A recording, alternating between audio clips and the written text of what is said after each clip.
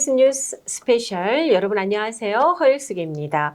지난 2020년 아이오와주에서 한인 여교수가 자신의 남편을 살해해 체포된 소식이 전해지면서 모두에게 큰 충격을 준 바 있습니다. 시간이 꽤 흘렀음에도 불구하고 이 사건을 기억하는 분들이 많이 계신데요. 최근에 이 가해자인 한인 여교수가 유죄 인정에 합의했다는 그런 소식이 들리고 있습니다. 자, 유정임 기자를 모시고 자세한 소식 들어보도록 하겠습니다. 안녕하세요. 네, 안녕하세요.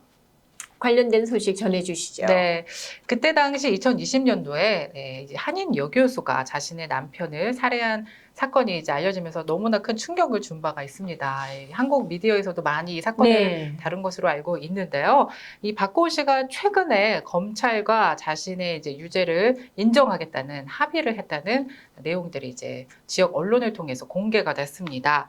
이 사건은 2020년 2월 19일 자신의 남편을 살해한 혐의로 체포돼 기소된 박고은 씨가 긴 시간 재판을 받아오던 중 최근 유죄 인정에 합의를 하면서 그 다음 재판의 최종 판결이 어떻게 나오실까가 많은 사람들이 이제 궁금해하고 있는 포인트에 있습니다. 네, 그렇군요. 자, 유죄 인정 합의를 했다는 것, 꽤 오랜 시간이 흘러서 이제 유죄를 인정했다는 건데요.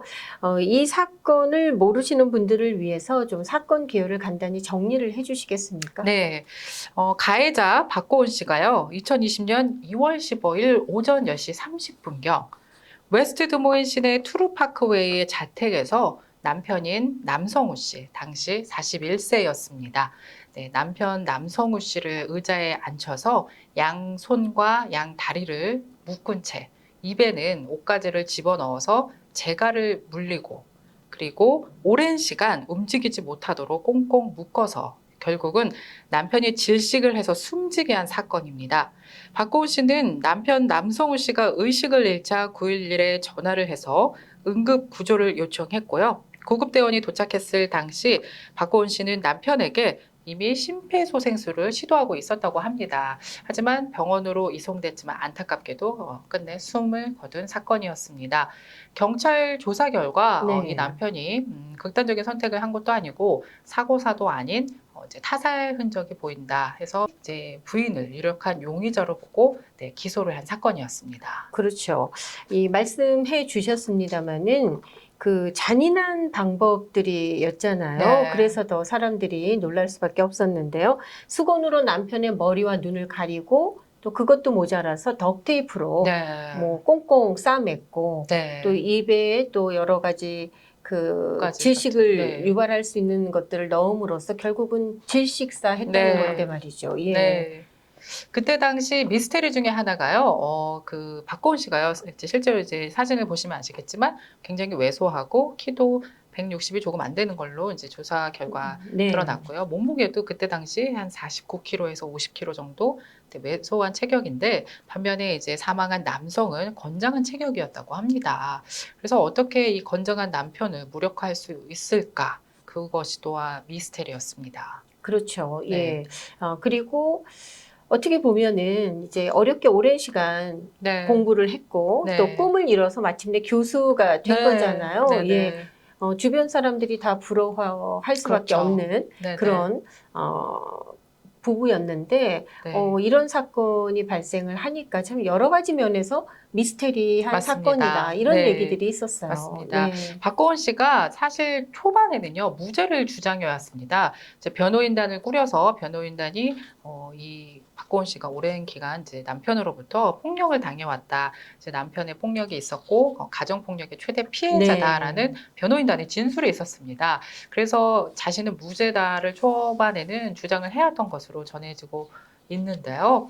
최근에 이제 검찰과 유죄를 이제 인정하는 합의에 이제 이르렀다고 하니까 사실 그 다음 이제 재판장에서의 판결, 최종 판결이 어떻게 나올지 많은 분들이 궁금해하고 있습니다. 네, 그 유죄를 인정했지만 그 사건의 여러 가지 내용들에 대해서는 크게 알려진 바 또 달라진 내용들이 별로 없지 않습니까? 아직까지. 그래서 더 좀 미스테리한 사건이다. 예, 뭐 살해 동기가 무엇일까? 의도가 있었느냐, 없었느냐. 뭐 여러 가지 의문점들이 계속 이어지고 있는 사건임에는 분명한 것 맞습니다. 같습니다. 네. 네. 25일 재판을 앞두고 있습니다. 아이오와주 댈러스 카운티 법원에서 열리는 재판에서 만약에 유죄를 인정할 경우 많은 전문가들은 가석방이 없는 종신형을 받을 가능성이 높다라고 이렇게 판단을 하고 있습니다. 네. 사실 이 두 부부의 나이를 보면요, 이제 앞으로 더 많은 시간을 살아갈 창창할 나이들이었어요. 하지만 이제 이 사건을 이유로 이제 감옥에서 평생 그렇죠. 이제 살아야 네네. 된다고 하면 그동안 그렇게 힘들게 공부하고 쌓아왔던 자신의 그런 노력과 커리어가 이제 다 이미 무너진 상황인데 어떻게 보면 저희가 같은 한인으로서 그렇죠. 네. 안타깝기도 하고 왜 이런 일이 일어났는지에 대해서 좀 가슴 아픈 일이기도 하죠. 네. 네. 저희가 이 한인들이 인벌브된 이 몇 가지 좀 좋지 않은 소식들 계속해서 네. 전해드리게 됐는데요. 다음에는 좀 좋은 소식들 가지고 또 여러분들 찾아뵀으면 하는 그런 바람입니다. 네. 자, 25일에 또 이제 최종 판결이 나오게 되는데요. 후속 소식이 있으면 또 여러분께 전해드리도록 하겠습니다. 자, 오늘 고맙습니다. 네, 고맙습니다.